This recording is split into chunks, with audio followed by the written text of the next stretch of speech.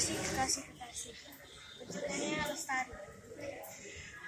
Ada yang melangkah dengan perasaan berat. Dia berjalan menyusuri lorong rumah sakit beriringan dengan banyak orang lainnya yang sama mau menuju pintu gerbang dan menandakan jam kunjungan untuk saat itu sudah habis.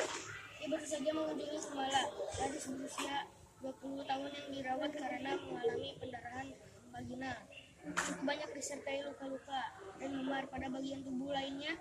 Pada saat itu setelah beberapa hari dirawat, keadaan fisik Kumala sudah berangsur pulih dan merawat Kumala akan segera sehat dalam waktu tak lama lagi. Tapi yang jelas jadi persoalan bukan hanya masalah fisik. Kumala telah mengalami shock cukup berat pula dideritanya, bukan hanya fisik, melainkan juga pada jiwa dan mental. Dia seorang korban perkosaan bagi adik.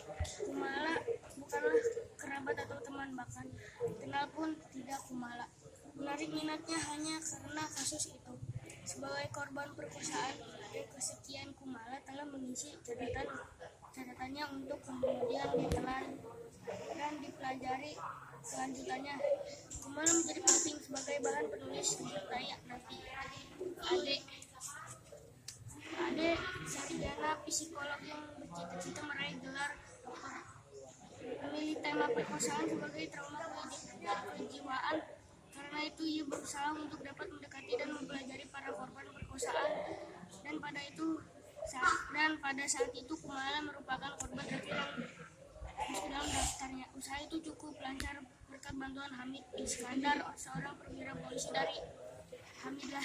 Ia memperoleh segala informasi dan petunjuk yang memerlukan, terutama kalau ada kasus yang baru yang berlokasi di Jakarta dan sekitarnya. Walaupun ada keterbatasan lokasi, tapi dia tuh cukup repot, lebih-lebih setelah ada indikasi meningkatnya kriminalisasi yang satu itu. Memang dengan demikian ia jadi memperoleh bahan cukup banyak, tapi sungguh mati ia tak ingin lebih berharap akan menemukan kasus baru lagi, tapi ternyata ada lagi sampai membebani perusahaan sendiri. Pun karena ia lebih sibuk, sesungguhnya ia senang bekerja. Justru kesibukan membuat ia bersemangat dan merasa hidupnya penuh isi. Tapi ia jadi dibuat sedih dan penasaran mereka para korban itu adalah wanita sama dengan dia. Ada perasaan penanggungan. Bagaimana kalau dia mengalami nasib seperti itu? Kesalahan cukup membangkitkan kesalahan benci. Barangkali penghormatan dan penghargaan terhadap kaumnya semakin berkurang.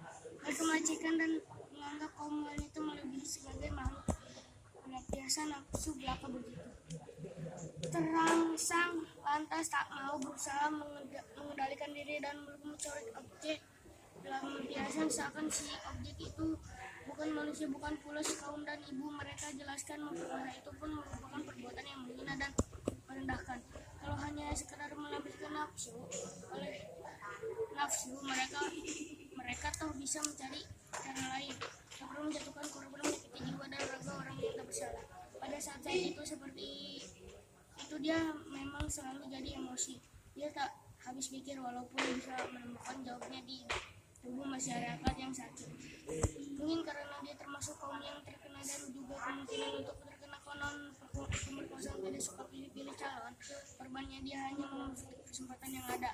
Seorang pelaku pernah mengakui bahwa dorongan berbuat bukanlah semata-mata untuk meletakkan nafsu belaka, melainkan untuk memperoleh kepuasan yang lain, popularitas dan merasa menang atau orang lain. Yang sadari dia lebih sering merasa kurang dan diremehkan orang lain. Maka pada saat itu yang mendapat merasakan nilainya sebagai jagoan. Dia tuh bisa memang juga tak peduli bagaimana cara dan peduli siapa korban. Tidakkah kaum perempuan juga tak kurang yang suka sombong, menghina, merendahkan dan bersikap menguasai? Mungkin itu ibunya, kakaknya, majikannya, atau bahkan istri sendiri. Ada yang mengeluh dalam setiap kasus baru membuat ia mengeluh untuk melepaskan sesak napas, padahal semestinya ia melihat persoalan itu dengan sikap yang rasional mungkin, tapi kadang-kadang susah dalam keadaan yang emosional. Mungkin serasa begitu susah hidup di alam yang nampaknya damai dan tentram ini. Tak kurang suara cenderung menyalahkan kaum wanita sendiri bagai yang suka cari gara-gara, mengundang secara tak langsung senonoh terhadap dirinya. Contohnya, bersikap dan berpakaian merangsang, suka keluyuran sendiri terutama di waktu malam, atau terlalu percaya laki-laki. Susah betul jadi perempuan dalam suasana damai pun orang selalu waspada terhadap diri orang lain. Kalau begitu mana ada kebebasan menang. Memang kebebasan itu ada batasan, tapi kalau kebatasan sampai sedemikian rasanya jadi keterlaluan. Alangkah sulitnya ruang gerak. Dia sendiri terbiasa bersikap dan berlaku bebas. Bukan dalam arti pengalaman bebas bebas, tapi dalam masalah ruang gerak itu ia pergi kemana-mana sendiri semaunya, dan sukanya tergantung keperluan pada saat ini. Padahal untuk sebagai urusannya itu dia lebih baik diganggu,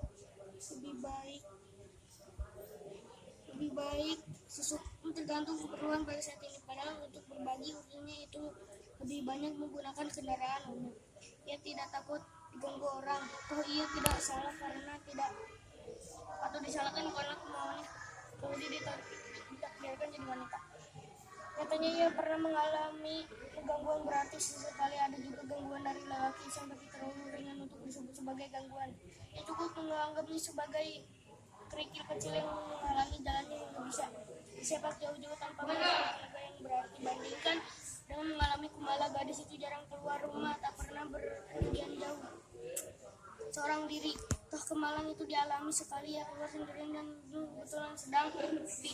Karena tidak selalu sepi, ia dicegat dua laki-laki bermobil kemudian menyeretnya masuk dan membawa pergi. Pengalaman Kemala selanjutnya tak berbeda dengan pengalaman wanita lain yang bernasib sama. Kemala tidak cantik dan tidak pula seksi.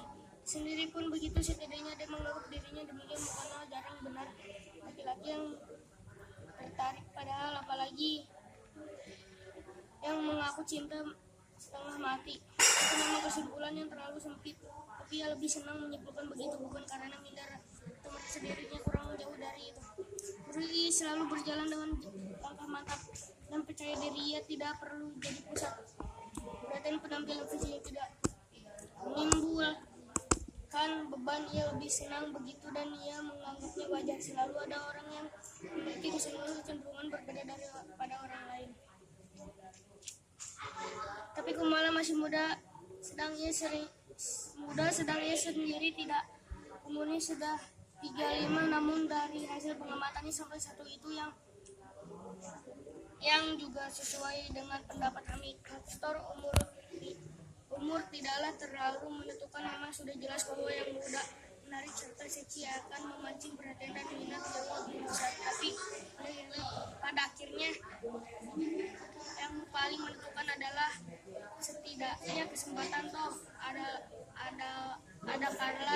kalanya kurang yakin akan hal itu. Ia berpikir tentang kegiatan sendiri yang sekali suka menyerempet bahaya. Tentukan kalau kemana-mana sendirian tanpa kenal waktu, ia bisa dikategorikan sebagai satu kegiatan berbahaya yang nyatanya dia tidak pernah diapa-apakan orang. Hamid Iskandar yang pernah jadi teman sekelas semasa SMA hingga bisa bersikap akrab tanpa basa-basi mengatakan dengan nada beliau, barangkali penampilan mantap dan galak tidak yang bermaksud mencoba menjadi takut. Berharap ucapan itu ada, justru bersikap serius. Pendapat seperti itu mungkin ada juga benarnya loh.